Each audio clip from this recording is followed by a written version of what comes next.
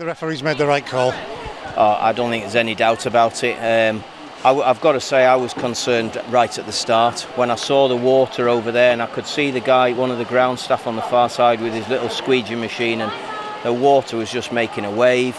And let's be fair, it wasn't safe tonight. It was unsafe, and it's a lovely surface. I think it's a really nice surface, but we're talking about such a contrast from where we were last Tuesday and where we were on Saturday, where it's roasting. But unfortunately, the safety of the players has to come into it. And in all honesty, I think the fans realised that, because there was no booing which you normally get on a match abandoned. I think they realised that could have been farcical. It could have been really dangerous. And we've already got enough injuries. I don't need any more after seeing what was going on over there. Nail on the head, because we see Finn back in a challenge, I think with Amos or somebody down the corner there. That could have gone either way, simply because of the surface. I thought that was a really bad challenge in the conditions. And they tried, the ground staff tried the best to try and clear it. And then just after they've tried to get rid of the water, I think it stopped 3 times over on that far side. Jack Armour's had to go into a challenge, the ball stopped in the water. Their wide right guy's gone into the challenge, it stopped again, and it just becomes farcical. And it's not a proper game of football there, so a totally sensible decision. I think both benches agreed with it. They were probably more keen to play because they were probably on top. But we move on, we get home, and we have to come back here whenever the next available date is. When we restarted after the first squeegee in, I think I saw him say to you something like, we're going to give it 10 minutes. Probably, I don't understand where it comes from for these referees. They have to get the games played if they can. But I think we knew then, didn't we? Yeah, we did, yeah. I honestly could see at the start. I mean, before the game, I saw the ground staff coming out with these rollers, and I said, it's not waterlogged, is it? He said, it might be. So he was panicking before, because the pitch, like I say, it's a really nice surface, but it's really firm.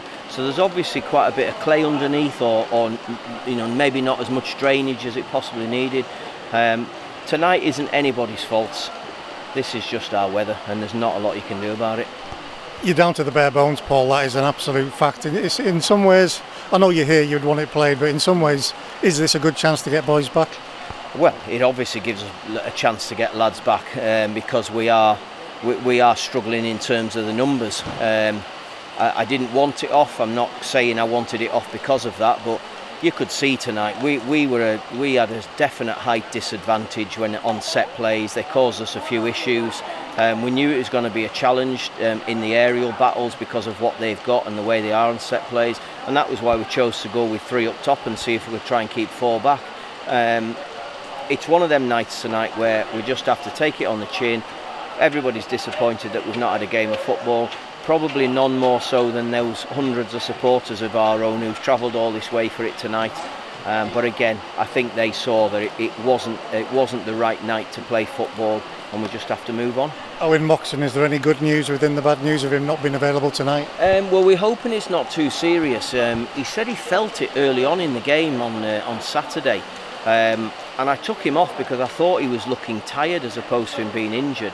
And then he's reported this strain to his thigh. I probably expected to have to deal with this sort of things with Owen, because professional football's new to him. He hasn't been training every day, playing with the intensity and training with the intensity that we have. And he's done really well so far. Maybe this is just a little bit of a niggle. We're hopeful that it's just one game. We're hopeful that it'll be okay for the weekend. We're just going to have to wait and see on that one. But who knows? This weekend's probably going to be too early for a number of, well, for all of the injuries barring Mox. But I'd like to think come the weekend after with our home game, Morgan Feeney's looking really promising, so he might be okay. Edmondson's a little bit better today, and we're hoping that there's still going to be an improvement on him towards that Gillingham game. But we're just going to have to take it, tread carefully, and hope that we keep everybody right.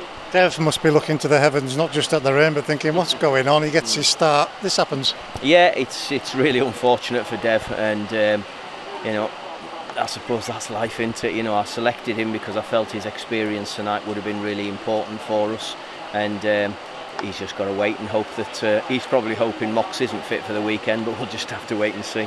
Hunt's on the bench, another step forward for him. Yeah, definitely. Yeah, I mean, to be honest with you, he was on the bench tonight. but I had explained to him that I wasn't intending to put him on, but the truth is we didn't have anybody else. We were down to what we've got. This is it. So it was a case of putting him on for his experience. I wanted him to travel. I wanted him to get back into the routine of match days. And he was involved in it. He played a big part of the weekend because he came in at half-time and he was passing on his experience and his knowledge to some of the players, and particularly the defenders. So he's got a role to play even if he's not on the pitch. It gives us another week to get him fit. Maybe this weekend still might be too early for him, but we'll wait and see. We'll see how we go over the next few days. The game being off tonight gives us a real opportunity to do a proper training session on Thursday. We can do a full intensity session rather than a recovery one, which will be one more step closer for Hunts to be fit, and we'll see what he's like come the weekend. Injury situation like this, Paul, you ever been through one before? And I know you evaluate everyone as it comes your way. Yeah, I have. I've had a few, to be honest with you, where it's been like this, maybe particularly when I was an assistant at Derby and at Bristol City. I just think it's the nature of football now. We are pushing players harder, we're demanding they're fitter, they're stronger, they're more robust, and we maybe have to just get through this. But I find it quite interesting because as I read on what other teams are up to, and even at the top level where they have staff for staff, they're picking up injuries. You look at Liverpool last night, they're down to, I was going to say bare bones, but they're not bare bones, but it's a depleted group that they've got. So everybody's got that challenge. And what we've got to do is just keep our fingers crossed that everybody's okay. Thankfully, we didn't play long enough to pick up anything tonight, and we try and get a few more bodies available for this weekend. Still trying to get a player in before the weekend, and I hope that will happen on Thursday. But we'll just wait and see. Fair to say that's a defender? Yep, that is a defender, and I think it's done. But until they're in the building, and until I see them face to face and they've actually got our training kit on, I'm going to just wait on that one. That's one from me, Paul. Have you ever had this happen to you before, where you've been in a game and it's gone? Oh, I have, without a doubt, yeah. I remember being a player at Oxford and we had a nice short journey up to Newcastle and it got abandoned. So, again, there's nothing we can do about it. We're in a fantastic country. I love England, but this is the consequences of our weather. Thank you for your time.